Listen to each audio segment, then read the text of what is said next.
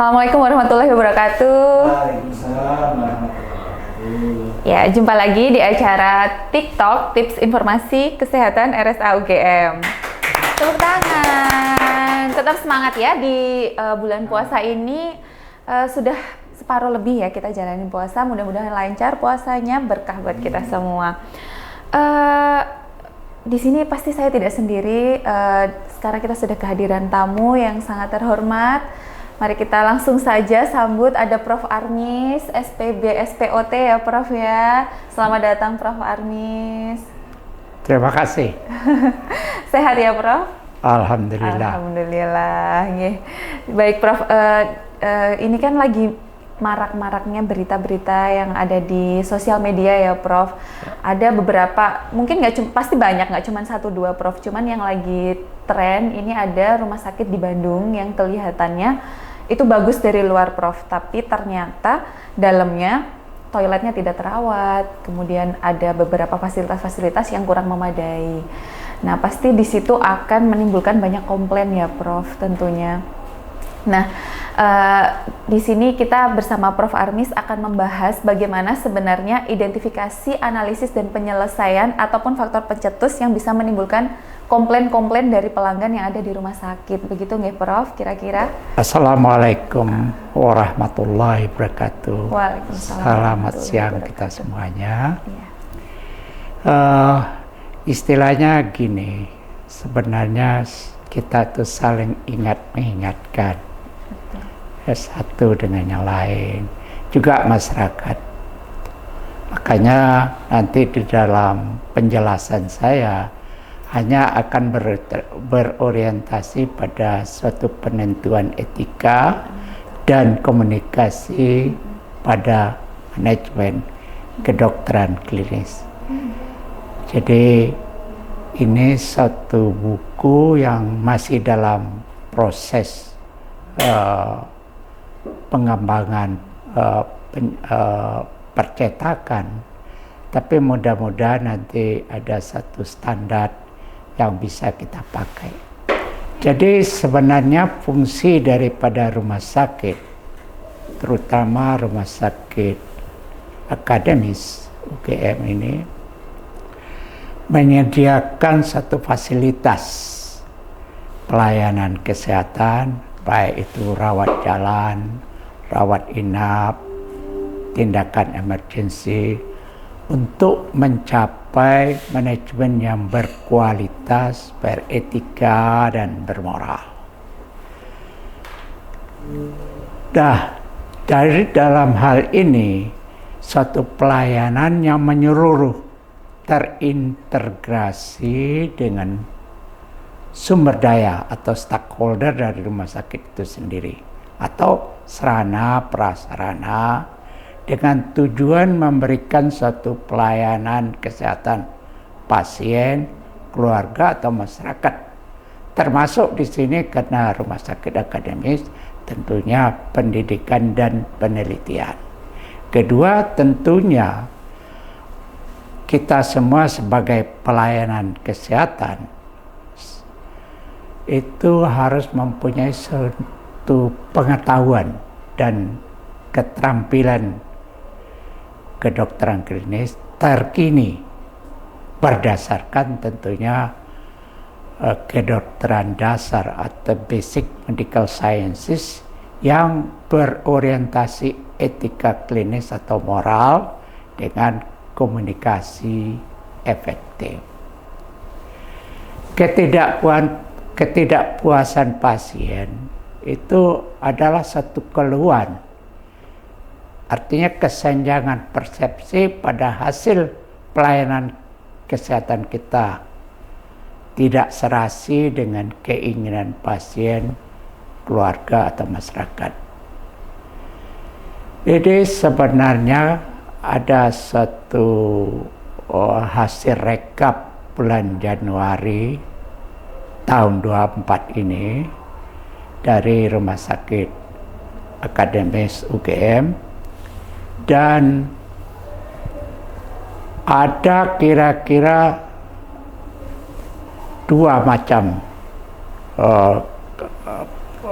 ketidakpuasan Tapi ada juga yang memberikan apresiasi kepuasan rumah sakit. Nah,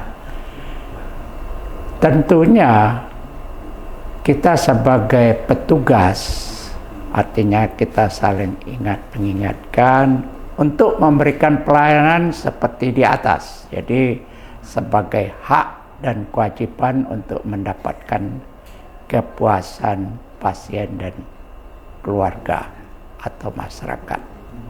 Hak dan kewajiban pasien atau masyarakat berdasarkan aspek kedokteran klinis. Satu, harus kita menceritakan. Artinya pasien menceritakan keluhan yang diderita secara jujur dan dapat dipahami oleh pelayanan kesehatan. Kedua, mendapatkan penjelasan informasi manajemen, rekomendasi yang kita berikan, atau alternatif sebagai tindakan terbaik dan mampu memuaskan pasien, keluarga, atau masyarakat. Seperti menceritakan kondisi pasien, apakah dalam keadaan akut, kronis, sembuh atau tidak sembuh, atau fase terminal, end of life, dan sebagainya. Kemudian melakukan implementasi manajemen pasien yang sesuai dengan keinginan pasien, keluarga, atau masyarakat, termasuk pembiayaan. Jadi oleh sebab itu saya ingatkan, jangan kita kemelinti, kemaki sebagai pelayanan kesehatan, sebagai dokter. Makanya di dalam filsafat Jawa, ojo dume eling lan waspodo, atau adigung adigang adiguna. Oleh karena itu perlu meningkatkan budi pekerti pada pelayanan, seperti dudu sanak, dudu kadang, yen mati meluk kelangan. Ini satu falsafat yang sangat mendalam. Kalau orang Minang itu mengatakan gadang ombak jaliek ke pasiennya, gadang kayu jaliek ke pakainya. Artinya disarankan kalau menilai seseorang, jangan dilihat dari pakaiannya, tapi harus dinilai dari pengetahuan dan budi pekertinya. Kemudian, seorang pelayanan kesehatan menjadi pendengar yang baik untuk dilakukan analisis secara rasional atau akal sehat, critical thinking, guna mendapatkan ketepatan diagnosis dan manajemen pilihan. Nah, memberikan penjelasan informasi harus pasien itu secara jujur, ikhlas, tanpa intimidasi atau arogansi, yang meliputi pengetahuan dan keterampilan kedokteran klinis terkini. Dan kita harus ingat etika klinis atau moral, seperti saya membaginya respect for autonomy, hak pasien untuk memilih. Benevolence artinya harus maksimal benefit dan minimal risiko. Dan terakhir, justice and fairness, artinya berkeadilan dan berkewajaran.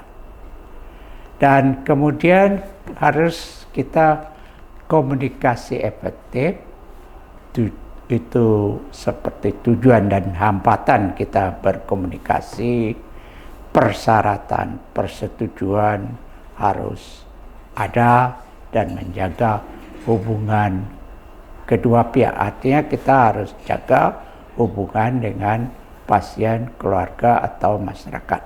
Jadi kewajiban pelayanan kesehatan atau hak pasien mendapatkan penjelasan informasi tersebut berdasarkan kognitif kedokteran klinis. Dari hasil perdebatan atau diskusi antara pelayanan kesehatan dan keinginan pasien, keluarga atau masyarakat terhadap manajemen yang kita tawarkan, termasuk mengidentifikasi faktor risiko, perbedaan pemahaman tadi. Kedua, tentunya faktor pencetus tersebut dapat ditentukan berdasarkan diskusi, indikasi, keuntungan, kerugian, perawatan pasca tindakan, luarannya, prognosisnya, bahkan pembiayaan, termasuk kultur paternalistik. Faktor pencetus tersebut juga dapat dianalisis dan diselesaikan secara penjelasan informasi manajemen pilihan untuk kita aplikasikan, atau pasien itu menolak. Jadi keputusan dari identifikasi faktor pencetus secara optik harus mempertimbangkan sebagai berikut. Intensionalitas, yaitu kesengajaan pasien itu memilih manajemen tersebut. Kedua, kita harus melakukan analisis otoritas moral authority, dan harus menghormati keputusan pasien, keluarga atau masyarakat dengan syarat mendiskusikan masalah manajemen kontraindikasi, sertifikat disabilitas, cacat, dan penolakan tindakan amoral. Sepertinya suatu tindakan menggugurkan kandungan, itu kan amoral tanpa ada alasan kesehatan. Kemudian netralitas, tidak keberpihakan pada pelayanan kesehatan. Pokoknya, wah ini pasien cantik, jelek, kaya, miskin, anak pejabat, ya kan?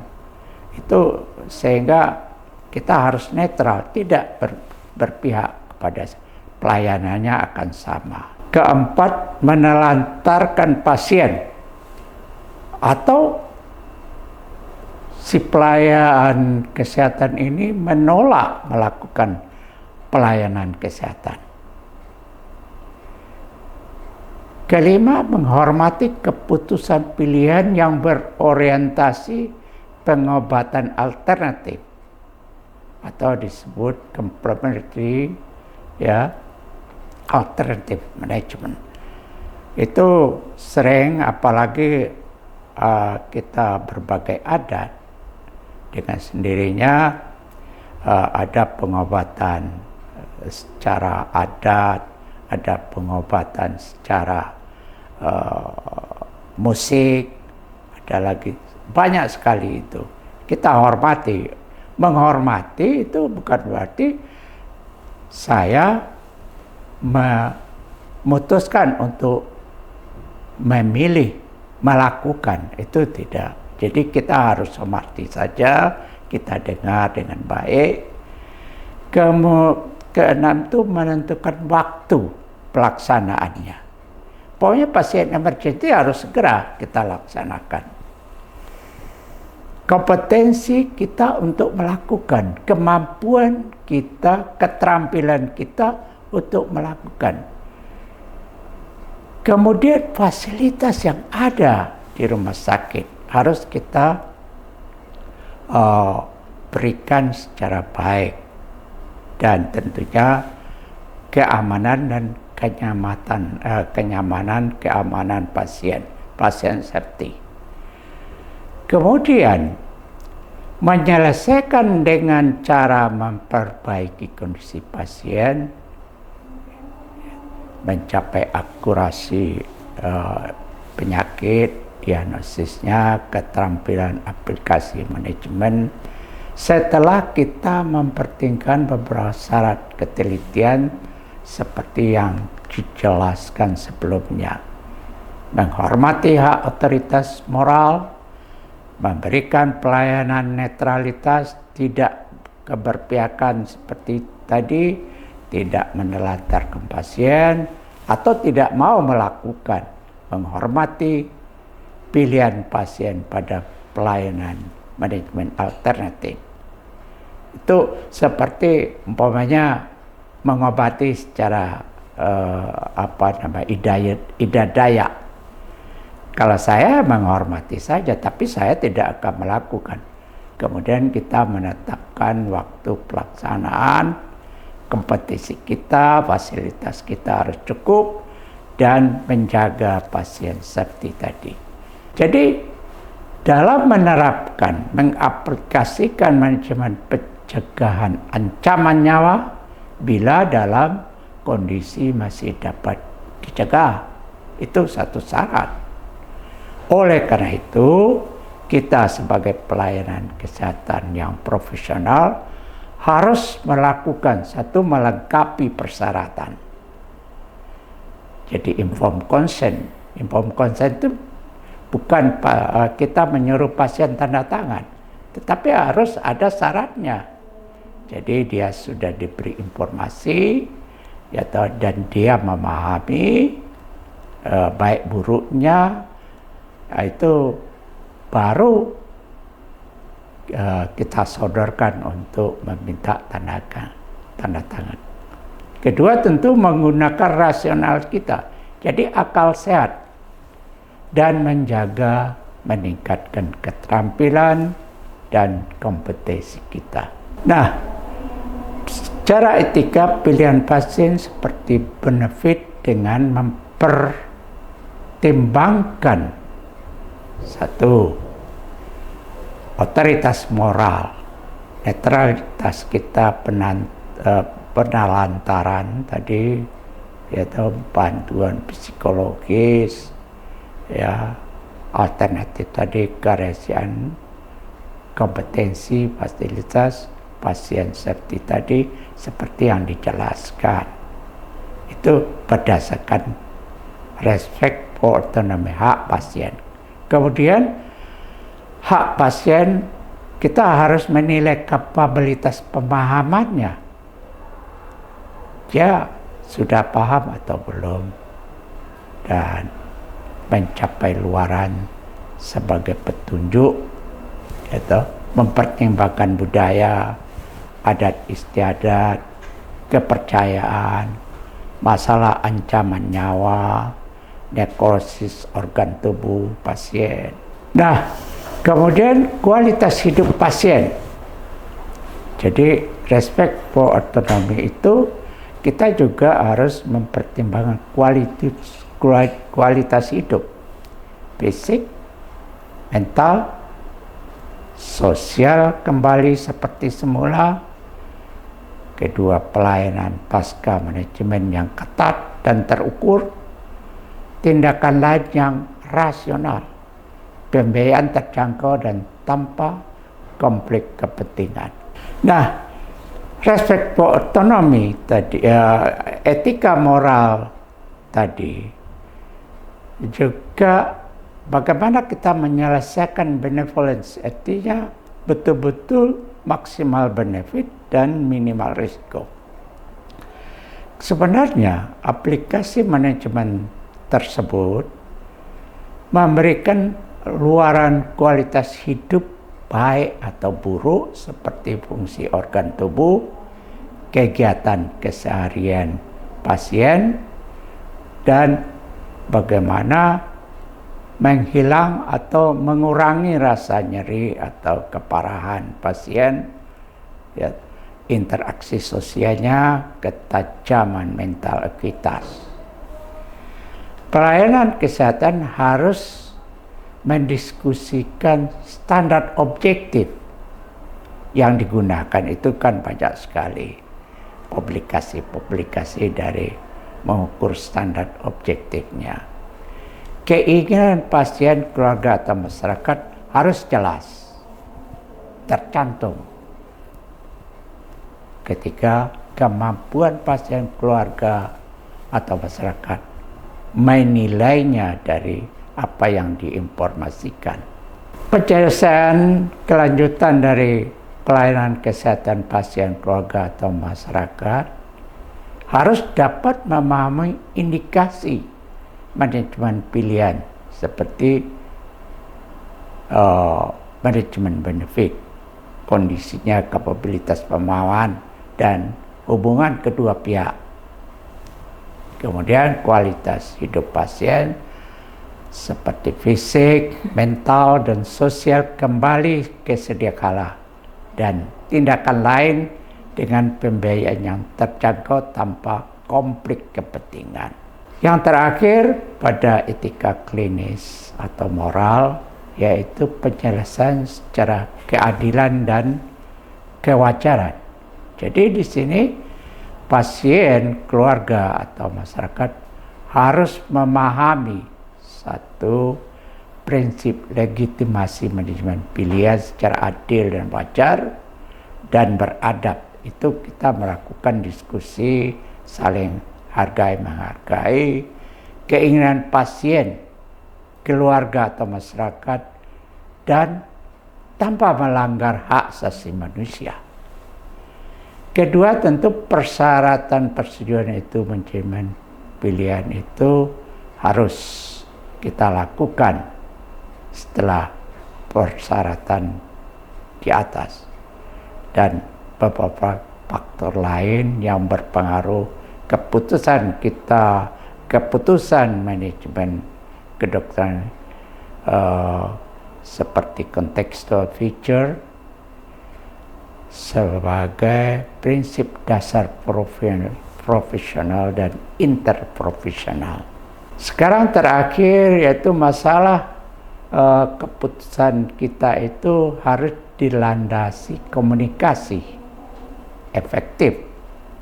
Artinya pesan manajemen pilihan termasuk etika klinis atau moral di atas harus sampai kepada pasien, keluarga atau masyarakat, atau sebaliknya.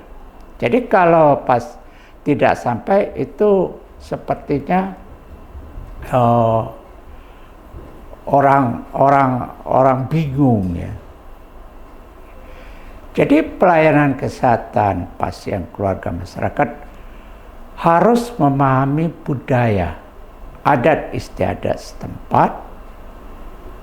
Jadi kalau kami di teman-teman kami masalah komunikasi ada 3S, senyum, sapa, dan salam.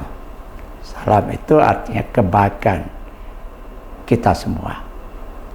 Kedua, tentunya pesan tersebut perlu penjelasan indikasi seperti tadi, keuntungan, kerugian, komplikasi, pasca perawatan tindakan, luaran termasuk pembiayaan. Itu harus diinformasikan secara jelas. Nah, di dalam buku komunikasi itu banyak sekali bisa kita gunakan seperti protokol kelas. Pada emosi dapat kita menggunakan protokol EV, CONS, SPIKE. Adapun masalah kultur tentunya kita menggunakan BALAS dan booster. Ini dapat kita lihat di dalam buku saya nanti apa itu yang dimaksud kelas, apa yang dimaksud EV, CONS, SPIKE, dan BALANS atau booster. Ya, baik. Terima kasih Prof. Armis. Pemaparannya sangat lengkap dan cukup jelas juga ya Prof. Ya, tadi sudah dibahas tentang hak dan kewajiban. Ya. Itu saling ingat mengingatkan. Betul, baik Prof. kita sebagai pelayanan kesehatan, baik masyarakat. Ya, dia punya hak. Iya. Itu harus kita hormati. Iya, betul Prof. Pasien punya hak yang harus kita perhatikan juga ya Prof. Ya. Mereka punya mungkin ada adat ataupun kebiasaan yang mereka biasa lakukan kalau ketika mereka sakit yang memang perlu kita perhatikan dan kita hargai juga ya Prof ya. Nggih. Baik Prof, kalau saya izin satu pertanyaan ya Prof ya. Ya. Nggih. Bagus. Jadi di sini kan tadi sudah beberapa kita bahas tentang bagaimana komplain seperti itu ya Prof.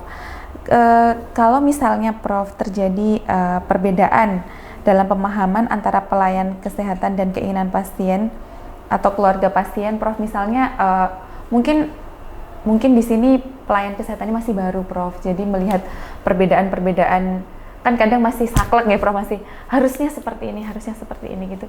Seharusnya seperti apa sih, Prof? Ya, kita betul-betul harus jelas keluhan pasien itu. Istilahnya tadi pendengar yang baik. Kemudian kita uraikan. Jadi bagaimana kita menyelesaikan keluhan tersebut. Nah, mungkin namanya kita pelayanan kesehatan kan manusia. Harus kita ingatkan. Ya toh? Iya, betul. Tapi juga kita memberikan satu edukasi kepada pasien. Jadi dia juga harus memahami masalah pelayanan kedokteran klinis ini. Ya toh, harus betul-betul kita jelaskan tanpa ada konflik kepentingan pribadi. Nah, itu yang susah. Gitu. Betul, Prof. Dalamnya laut bisa diduga, tapi dalamnya hati siapa yang tahu ya, Prof? Ya, tahu dirilah kita ini sebagai manusia. Ya, saya tidak bisa menyalahkan. Saya sendiri pribadi juga ada membuat kesalahan, tapi kita koreksi diri. Dan ini merupakan stimulasi kita untuk lebih baik. Selagi itu kita lakukan untuk memberikan pelayanan yang lebih baik, ya kita harus tetap gali dan kita cari jalan tengahnya gitu ya, Prof. Iya, betul. Yang tidak menyinggung perasaan pasien, juga tidak terlalu memaksakan kehendak kita seperti apa. Kita edukasi. Iya, betul. Edukasi yang mudah dipahami ya, Prof, tentunya. Jangan kita paksakan gitu ya. Kemudian terakhir, bagaimana kita menjaga hubungan antara kita dengan pasien tetap terjaga. Artinya apa yang dia inginkan kita berikan apresiasi dan minta kerjasama. Itu penting. Dilibatkan. Jadi, gitu ya, Pak? Harus ikut. Nah, kalau dia tidak mau, kita ingatkan. Karena kalau merasa dilibatkan, pasien juga pasti akan merasa dihargai ya, Prof. Itu. Jadi harus kita berikan apresiasi saja. Baik. Ada lagi, Prof? Ya, itulah yang penting. Bagi kita bagaimana saling mengingatkan satu sama lain. Juga kita pasien kita ikutkan, kita edukasi secara baik juga apa haknya, yaitu apa yang harus dia inginkan, bisa tercapai atau tidak. Itu makanya istilahnya jangan kita terlalu memberikan harapan 100% itu tidak bisa, karena ada sesuatu hal yang berpengaruh. Itu penting. Jadi kalau kita memberikan penjelasan kepada pasien, keluarga atau masyarakat yang berlebihan, itu hati-hati.